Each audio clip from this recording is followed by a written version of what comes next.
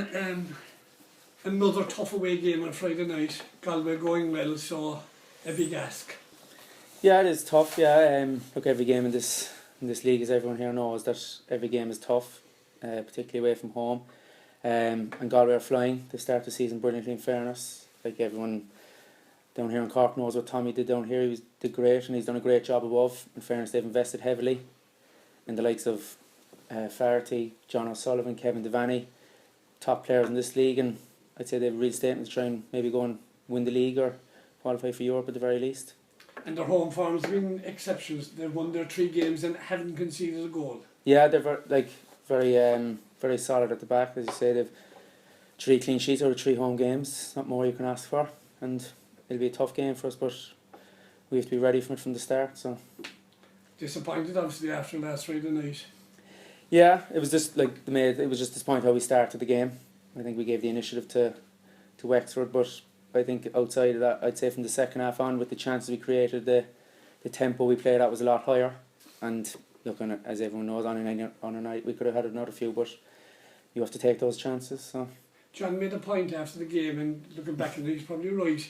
The break for the lads being picked up by the international under-21 team, it seems to have taken the momentum off, doesn't it? You were off for over 2 weeks. I know you'd like a break like that later in the season, but it kind of away to Sligo, draw, home to Wexford, a draw, so kind of...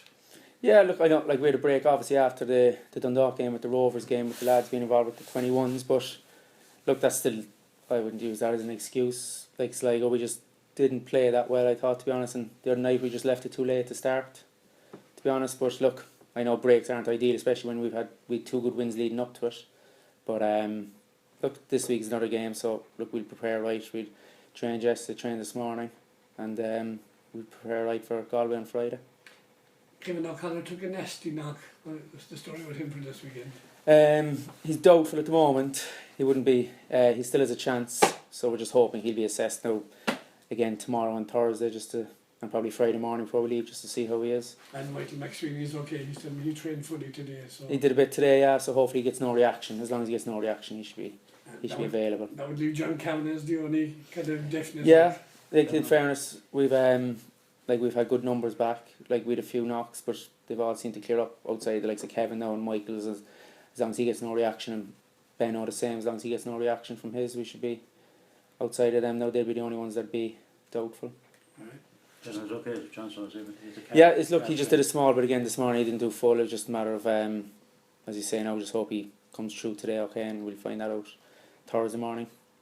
Galway's out of home form obviously has improved a lot. It was a bit of their Achilles heel last season, but this season they're flying. They're flying. They've started the season brilliantly. Pardon? Would you expect them to have a go or sit back? Oh yes, they're at home. It's up to the home team to have a go, but look, we'll be looking to have a go as well. So, but of course you'd expect them to go. They're at home. They get a good crowd. As you say, their home form has been brilliant. So, look, it's just up to us to be ready and look after ourselves really. Make sure we're ready. The best defence in the league, I think, only 2 goals against. Pardon? Cork are going up with the best defence in the league. But look, over the last 2 years we've been brilliant that way. Like Mark McNulty in goal, and the lads who played in front of him for the last 2 years, and I know, like the likes of Kenny who's come in, and Bonesy, Owen O'Connell who's come in, have been brilliant too. So look, we know we're sound that way anyway. So it's just up to us to take the initiative and start the game well, and make sure we're at and concentrate on our own game. Just 1 goal scored in the last 2 games as well, John. John Coughlin said after the game last week that there'll be extra shooting practice and training this week. Has that been the case? Yeah. We did a good bit today now, so we had a very good session this morning, and the boys, in fairness, they all look sharp. So, and I no doubt, fellas, look, I know we didn't only 1 goal in the last 2 games, but as you said the other night, you have to take the positives out of it. We created, I'd say, 20-30 chances probably over the 90 minutes, particularly after we went 1 down. And look, if we keep creating those chances, I've no doubt that whoever plays will score goals. So it's not a worry at this point. So no, the worry is if you weren't creating them, if you were struggling to break teams down. With like the other night, I know we didn't score, but as I say again, the chance we created was just phenomenal, really. You've been away from home now quite a bit, so 4 home games coming up in the next 2 weeks. It's busy time. Yeah, it is busy time. It's heavy schedule now from Friday with Galway, and then we're into Monday with Waterford. So, but look, we just get through. We just take each game as it comes now and try and get a bit of recovery in between. But the main thing is now we go on Friday and perform up there and get 3 points. I'm glad to be back. You missed the start of the season with a knock in training and back for the full game Friday night. Yeah, very happy to be back. It's been a long 5 weeks, even though 5 weeks doesn't seem long, it seems very long when you're injured. But disappointing Friday night was that we didn't get the 3 points, that was the main thing really, but happy to be back. And happy overall with the start that the team has made? Yeah, there's a lot of positives to take from the start of the season. We've only conceded 2 goals, so we look very strong at the back and solid, and we've got a lot of creativity up front, and we can score goals, so it's a lot of positives to take, but a long way to go, yeah. That's kind of dried up in the past 2 games, hasn't it? But like early on you were scoring goals for fun, and you couldn't buy a goal in the second half last Friday night. But I wouldn't worry about that because we've scored we created so many chances. We had probably easily 10 goal scoring chances, so it was one of those nights that I wasn't going to go in. So I wouldn't worry about us not scoring a goal because we created a lot of chances. Another night they'll go in. You feel you're making up for last time, Gary, with the injury? You missed the start of the season effectively. Now you're in, so well, take your chance. Hopefully, that's all I can do really.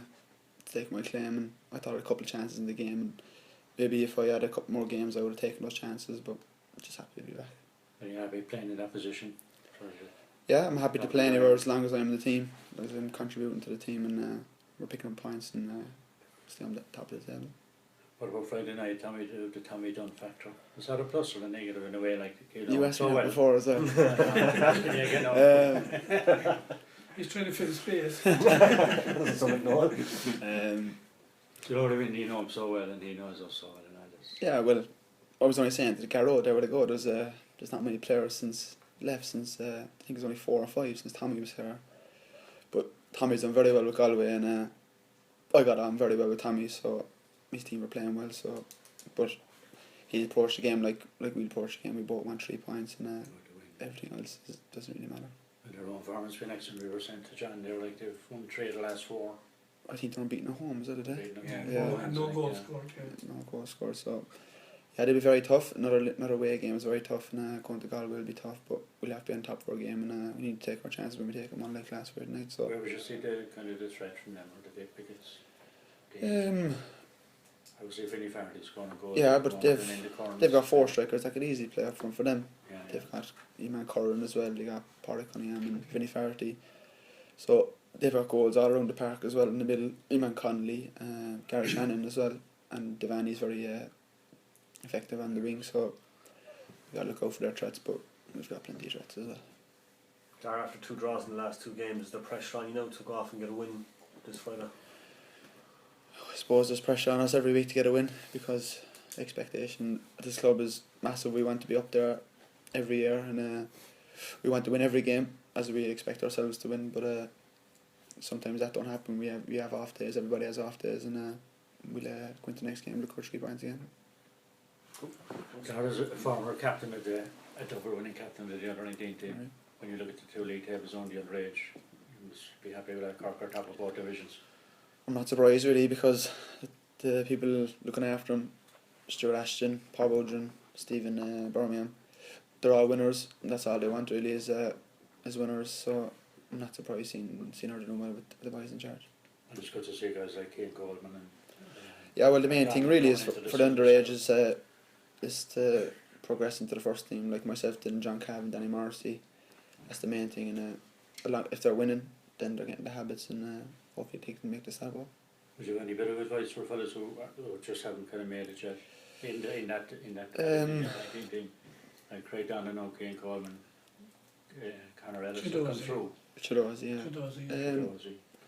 Just for young fellas who are drinking, what do we have to do to get through? Well, the thing I did really is just kept working on my game, kept working on off the pitch as well in the gym, and got really fit and got really strong, and adapted myself to the first team, and took my chance when it come. That's what you have to take your chance when you get the chance.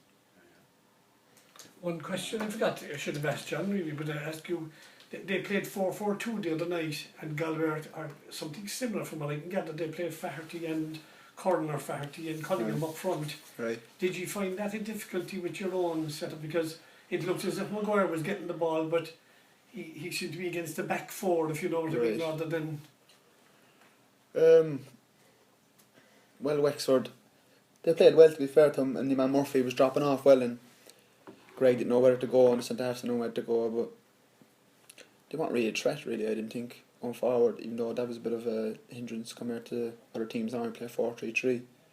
But I thought they weren't really a threat going forward, and we were very well in the second half. So we adjusted well, I thought. With the two banks of four, they got a lot of people behind the ball, didn't they? Yeah, that was difficult in the first half, but games are always tight in the first half, and got the ball wide in the second half and got crossed into the box. Made a lot of chances, and like I said, another day that was a good one.